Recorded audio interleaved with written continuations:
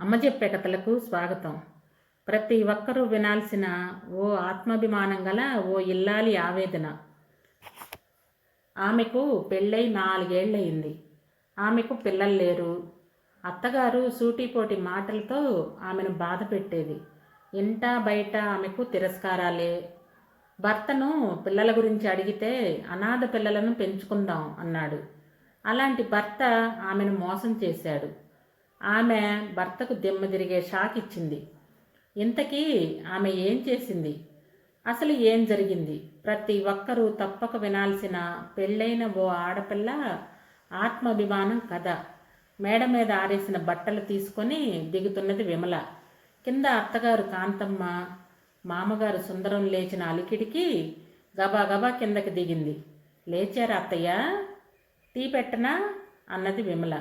లేచి చాలాసేపే అయింది అని ముఖం ఒక రకంగా పెట్టి అంది కాంతమ్మ.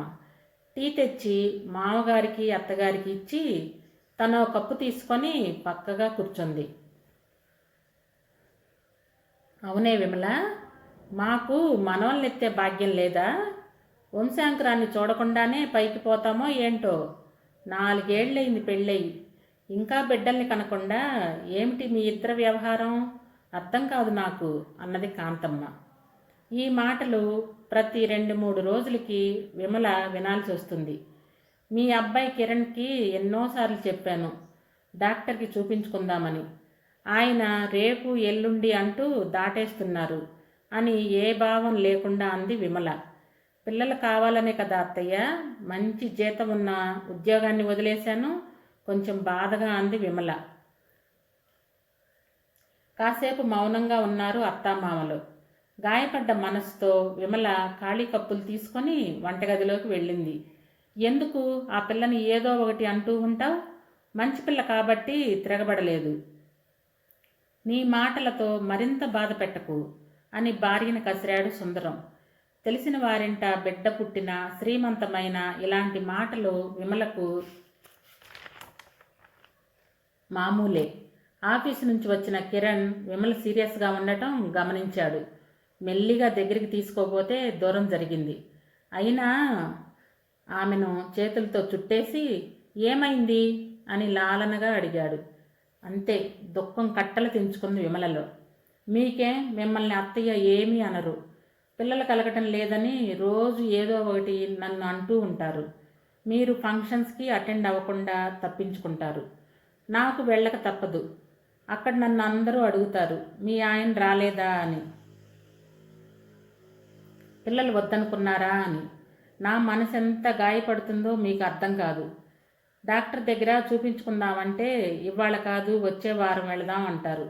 ఆ వచ్చే వారం ఎప్పటికీ రాదు. తన ఆవేదనంతా బయటకు కక్కింది విమల. ఎప్పుడు సౌమ్యంగా మృదువుగా మాట్లాడే విమల ఇలా కోపంగా మాట్లాడటం ఇదే మొదటిసారి. ఇక డాక్టర్కి చూపించుకోవడం తప్పదని అర్థమైంది కిరణ్కి. ఆమెను గట్టిగా కౌగిలించుకొని, ప్రియమైన భార్య గారు, రేపు సెలవు పెడతాను, ఇద్దరం డాక్టర్ దగ్గరికి వెళదాం, సరేనా? ఏది ఒకసారి నవ్వు మరి అని బుజ్జగిస్తున్నట్లుగా అన్నాడు కిరణ్. నిజంగానా?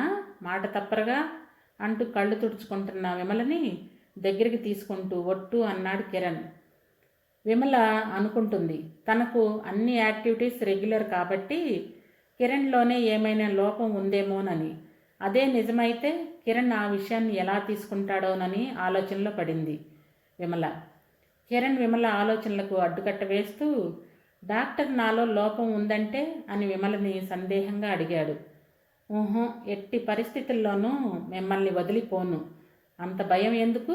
దీనికే మిమ్మల్ని వదిలిపోతే మన వివాహ బంధానికి మన ప్రేమకి అర్థం ఉండదు.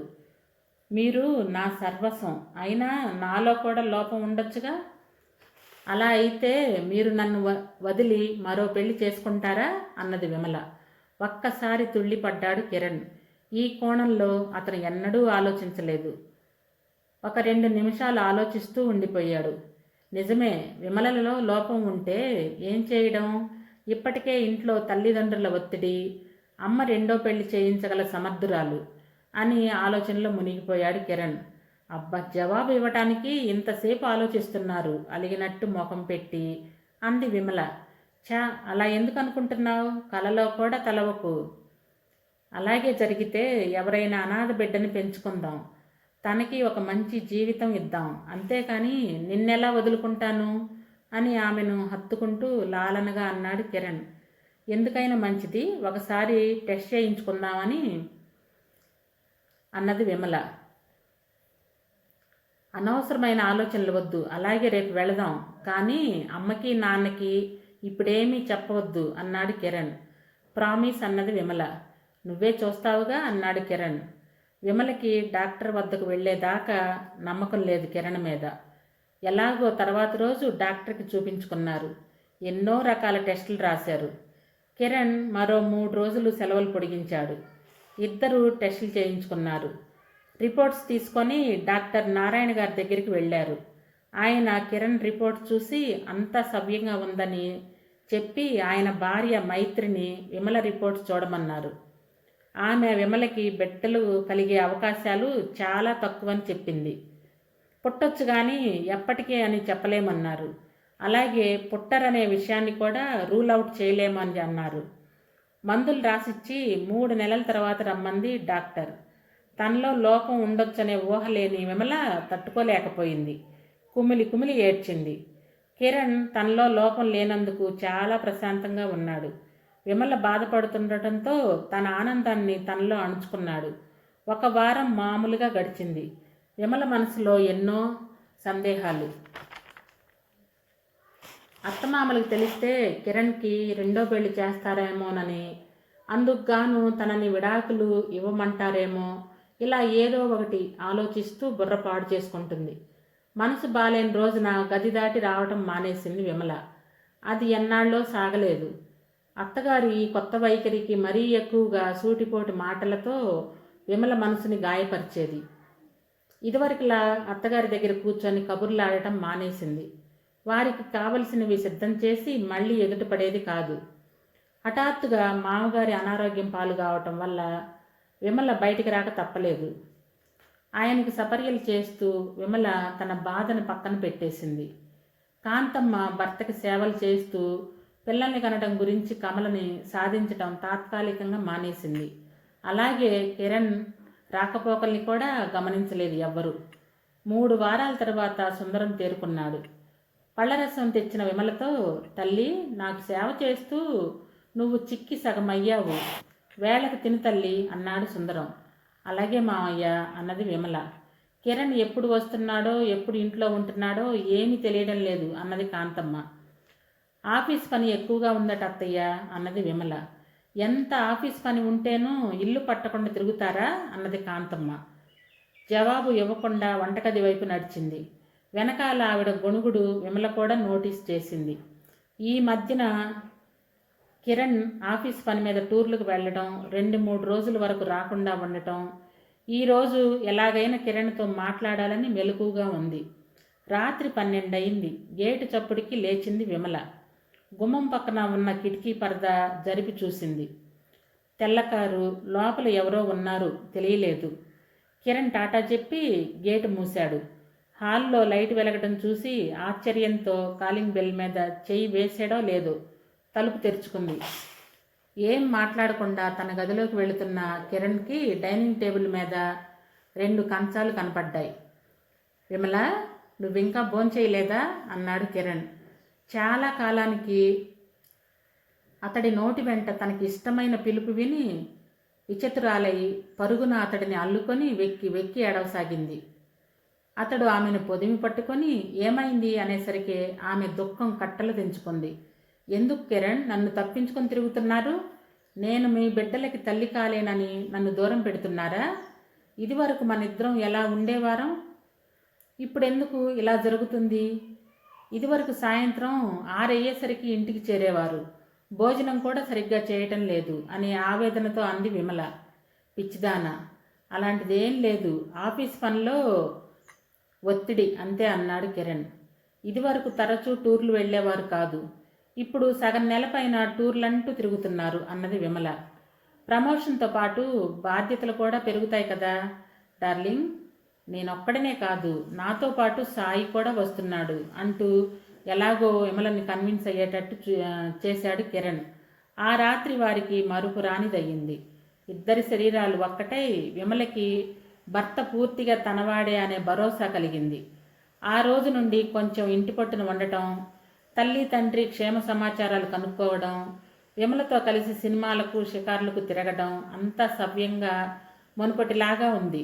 విమల కూడా స్తబ్దుగా ఉండక హుషారుగా తిరుగుతుంది. కానీ టూర్లు ఇదివరకు మీద తగ్గినా వెళ్ళడం మానలేదు. కిరణ్ నెలపైన గడిచింది. మరలా కిరణ్ తరచూ టూర్లకు వెళ్ళడం మొదలైంది. విమల కూడా అంతలా ఫీల్ అవ్వలేదు. కాంతమ్మ సుందరముల ఆరోగ్యం పుంజుకుంది. వాళ్ళు తరచూ చుట్టాలేళ్లకు వెళుతున్నారు. వారితో పాటు విమల. ఆ రోజు విమలకి లేచిన దగ్గర నుంచి ఒకటే వికారం. తల తిరుగుతుండడంతో తన దగ్గర ఉన్న టెస్ట్ కిట్తో టెస్ట్ చేసుకుంది. పాజిటివ్ వచ్చింది. సంతోషంతో నాట్యం చేయాలనిపించింది. చేతితో కడుపు మీద రాస్తూ నా గర్భంలో ఒక పిండం ఊపిరి పోసుకుంటుంది అనుకుంది. తను తల్లి కాబోతుందని ముందు భర్తకే చెప్పాలని అత్తమామలకు కూడా చెప్పలేదు విమల. ఆ రోజు సుందరానికి వరుసకి అన్నగారైన హనుమంతు కోడలు శ్రీమంతానికి వెళ్ళడానికి తయారవుతున్నారు. విమల కూడా వారితో పాటు వెళ్ళింది. శ్రీమంతం బాగా జరిగింది. మనసులో తన శ్రీమంతం గురించి ఊహించుకుంది. తెలిసిన వారు కాంతమ్మను, నువ్వెప్పుడు మనవల్ని ఎత్తుతావే కాంత, నీ కొడుకు పెళ్ళై 4 ఏళ్ళయిందేమో, అయినా ఈ కాలం పిల్లలు ఏమిటో పెళ్ళికి భయపడరు కానీ పిల్లల్ని కనడానికి భయపడతారు అన్నారు చుట్టాలు. విని నవ్వుకుంది విమల. త్వరలో మీ నోళ్లు మూతపడతాయి అని మనసులో అనుకుంది విమల. సాయంత్రం బజారుకు వెళ్తున్నానని డాక్టర్ మైత్రి దగ్గరికి వెళ్ళింది విమల. స్కానింగ్ చేసి 10 వారాల గర్భం అని, అంతా బాగుందని, నెలకోసారి చెకప్కి రమ్మని ఇంకా కొన్ని జాగ్రత్తలు చెప్పి పంపించింది.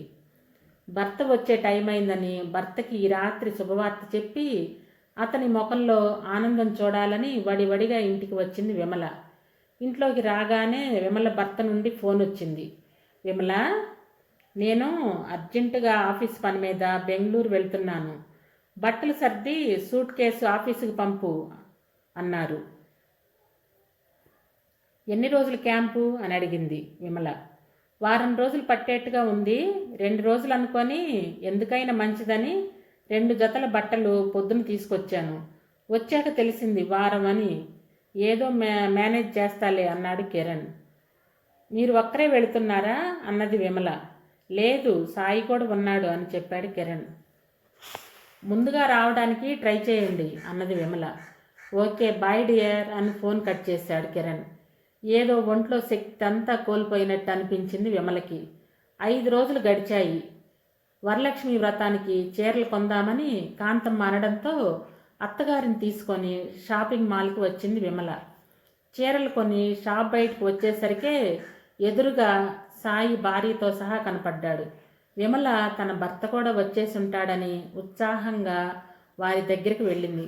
హాయ్ అన్నయ్య, హాయ్ వదిన అని పలకరించింది విమల. అరే విమల, చాలా కాలం తర్వాత కలిశాము అన్నాడు సాయి. నమస్తే ఆంటీ అని కాంతమ్మని పలకరించాడు సాయి. అన్నయ్య, ఇవాళే వచ్చారా బెంగళూరు నుంచి అడిగింది విమల. నేనెప్పుడు వెళ్ళాను? నేనెక్కడికి వెళ్ళలేదు ఆశ్చర్యపడుతూ అన్నాడు సాయి. ఒకసారి చుట్టూ చూసింది. కాంతమ్మ సాయి భార్యతో కబుర్లాడుతుంది. మరి అన్నయ్య, ఆయన నెలలో 5-6 సార్లు టూర్లంటూ ఏదో ఊరు ప్రయాణం అవుతున్నారు.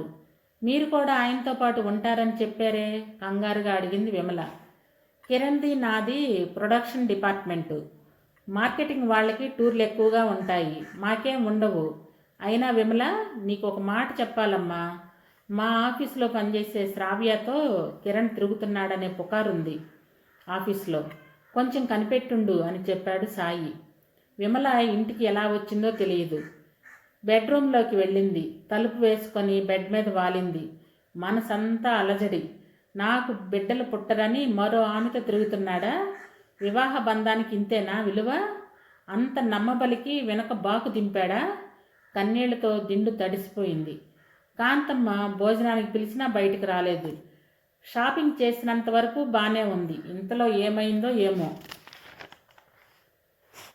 తలుపు బిగించుకుంది. ఒక బిడ్డ పుడితే గాని దారిలో పడరు ఇద్దరు అని గొణుక్కుంటూ భర్తకి భోజనం పెట్టింది కాంతమ్మ. ఏంటి నీలో నువ్వే గొణుగుడు, విమల భోజనం చేయదా అన్నాడు సుందరం. ఏమో బాబు, నాకు తెలియదు. ఉన్నట్టుండి ఏమవుతుందో అర్థం కాదు. వాడు చూస్తే క్యాంపులంటూ ఊర్లు పట్టుకు తిరుగుతున్నాడు. ఇలా అయితే పిల్లలు పుట్టినట్టే అన్నది కాంతమ్మ. మళ్ళీ మొదలెట్టావా అంటూ తినకుండా తన గదిలోకి వెళ్ళిపోయాడు సుందరం. విమల లేచి కిరణ అల్మారా తెరిచి వెతకసాగింది. ఎవరో అమ్మాయి ఫోటో వెనక 'టు మై లవ్' అని పెదవుల ముద్ర ఉంది. విమల తల గిర్రును తిరిగింది. లాకర్ తాళాలు ఎప్పుడూ పెట్టే చోట లేవు. వెతకగా సిగరెట్ బాక్స్లో దొరికింది. లాకర్లో ఏవో లెటర్స్ చిల్లర డబ్బాలో దొరికాయి. అన్నింటిలోనూ ఏ రోజు ఎక్కడ కలుసుకోవాలి ఇలాంటివే. కొత్త సిమ్ కవర్ కూడా. అర్థమైంది ఆమెకు. వేరే నెంబర్ నుండి ఫోన్ చేస్తాడని అలా మంచం మీద పడుకుంది. చివరికి ఒక నిర్ణయానికి వచ్చింది విమల. 12:30కి కాలింగ్ బెల్ మోతకి లేచింది. తలుపు తెరిచేసరికి కిరణ్. అతడిని చూడగానే అసహ్యంతో ముఖం తిప్పుకుంది. అతడు అదేమీ గమనించక తినడానికి ఏమైనా ఉందా అన్నాడు. టేబుల్ మీద అన్నీ ఉన్నాయని చెప్పింది విమల. కిరణ్ స్నానానికి బాత్రూమ్కి వెళ్ళగానే ఏనాడు అతని ఫోన్ తెరిచి చూడని విమల అతడి బ్యాగ్ ఓపెన్ చేసి ఫోన్ కోసం వెతికింది. 2 ఫోన్లు దొరికాయి. ఒకటి ఎప్పుడూ వాడేది, ఇంకొకటి కొత్తది. మొత్తం చెక్ చేసింది. కొత్త ఫోన్లో వాట్సాప్ చూసింది. మీ ఆవిడకి విడాకులు ఎప్పుడు ఇస్తావు? తన మెడికల్ రిపోర్ట్ పెట్టి తనకి పిల్లలు కలగరనే వంక మీద ట్రై చేద్దాం. నా ఫ్రెండ్ వాళ్ళ ఆయన లాయరు, మనకి హెల్ప్ చేస్తాడు. ఇవాళ్ళతో ఇది 3వ అబార్షన్. డాక్టర్ నన్ను ఎన్ని తిట్టిందో తెలుసా? ఇంకోసారి నేను తీయించుకోను, బిడ్డను కంటాను. శ్రావ్య డియర్. విమలకి అనుమానం వచ్చింది. డైవర్స్ ఇవ్వాలంటే కొంచెం ఆలోచించాలి. అమ్మని నాన్నని తను బాగా చూసుకుంటుంది. డైవర్స్ అయితే నా పేరెంట్స్ గొడవ పెట్టొచ్చు. పైగా బోలెడ్ డబ్బు భరణంగా ఇవ్వాల్సి వస్తుంది.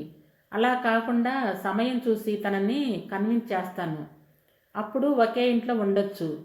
ఇల్లుని మా పేరెంట్స్ని అది చూసుకుంటే మనం లైఫ్ ఎంజాయ్ చేయొచ్చు. పైగా తన పేరెంట్స్ ఎప్పుడో చనిపోయారు. అన్నయ్య ఉన్నా పట్టించుకోడు. నీ బుర్ర అమోఘం. కాసేపు మెదడు బ్లాంక్ అయింది. తీసినవి యథాస్థానంలో పెట్టింది విమల. స్నానం చేసి అద్దం ముందు నిలబడి తల దువ్వుకుంటూ అద్దంలోంచి విమలను చూసి ఏం అలా ఉన్నావు అన్నాడు కిరణ్.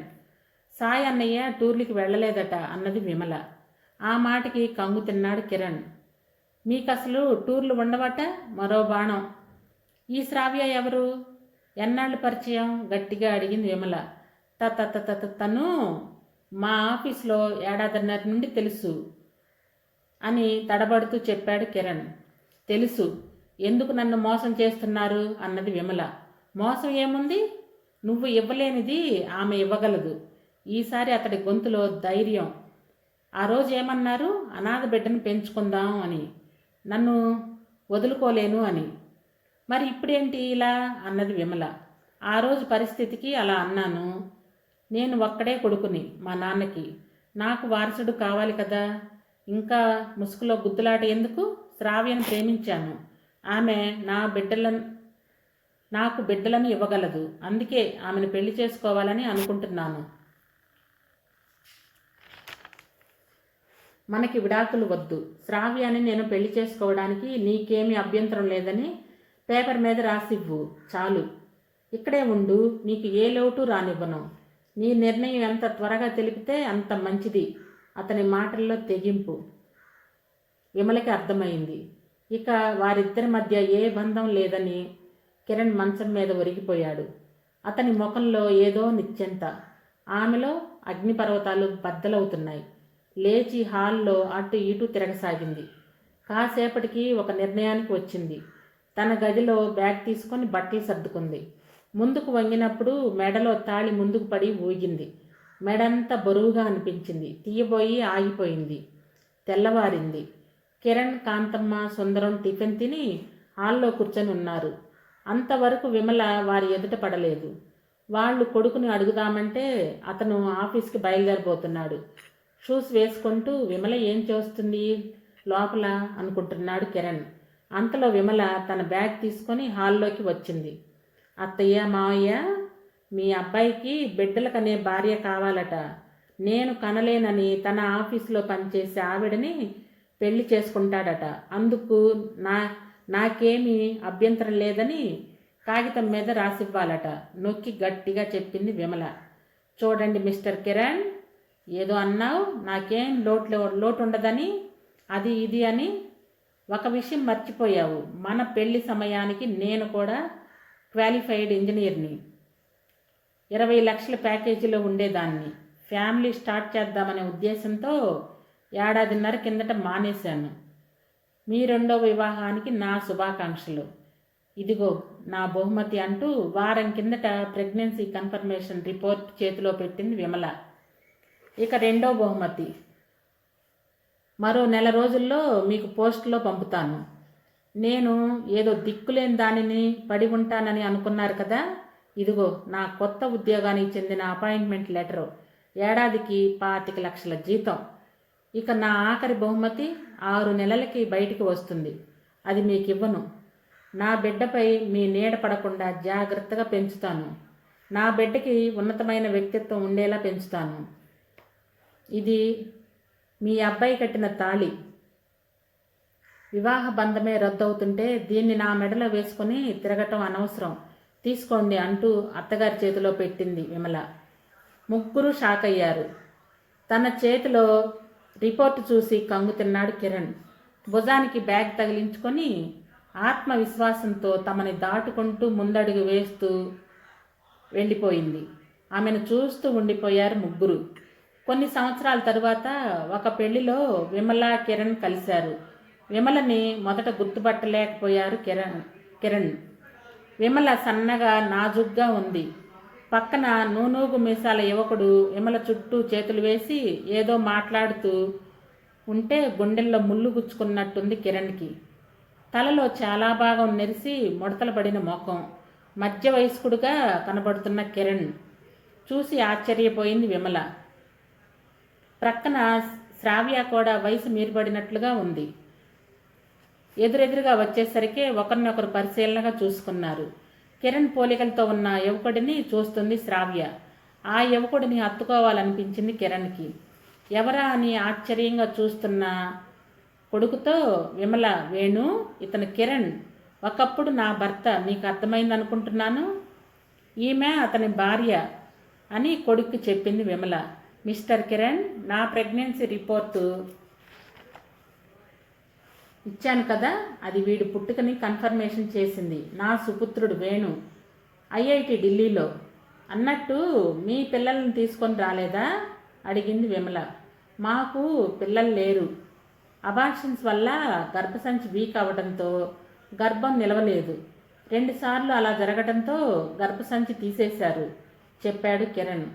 Very sorry. పోనీ శ్రావ్య చేత మీ 3వ వివాహానికి అభ్యంతరం లేదని రాయించుకొని మరో వివాహం చేసుకుంటే వారసుడు పుట్టేవాడు. అయినా అది మీ ఇష్టం, బాయ్ అని చెప్పి అక్కడి నుండి కొడుకు చేయి పట్టుకొని సగర్వంగా నడవసాగింది విమల. లాగిపట్టి కొట్టినట్టయింది కిరణ్కి, శ్రావ్యకి. సకులు, ఒక మంచి మాట. మనం సమాజంలో ఇలాంటి సంఘటనలు తరచూ చూస్తూ ఉంటాం. కానీ ఎంత చదివినా, ఎంత ఎదిగినా కొంతమంది బుద్ధులు ఇలాగే ఉంటాయి. మనల్ని మనం తరచూ తప్పు జరగకుండా వెనుదిరిగి చూసుకొని ఆలోచించి నిర్ణయం తీసుకోవాలి. అలాగే కిరణ్ చూడండి, తన విచ్చలవిడి జీవితం కోసం పిల్లలు పుట్టరనే వంకతో విమలను వదిలించుకోవాలని చూశాడు. అదే విమల ఒకవేళ భర్తకు పిల్లలు పుట్టకపోయినా కిరణ్ని వదులుకునేది కాదు. ఎంత వ్యత్యాసం! కానీ చివరిలో విమల ఎక్కడా జీవితం మీద కుంగిపోకుండా మంచి నిర్ణయం తీసుకొని బయటకు వెళ్ళి తను తన కాళ్ళ మీద నిలబడి తన బిడ్డను తీర్చిదిద్దింది. ఆదర్శంగా పెంచి పెద్ద చేసింది. కిరణ్ విమలకు అన్యాయం చేసి సాధించింది ఏమీ లేదు. అందుకని క్షణకమైన సుఖాల కోసం బంగారం లాంటి జీవితం నాశనం చేసుకోకూడదు. సకులు, కథ సమాప్తం.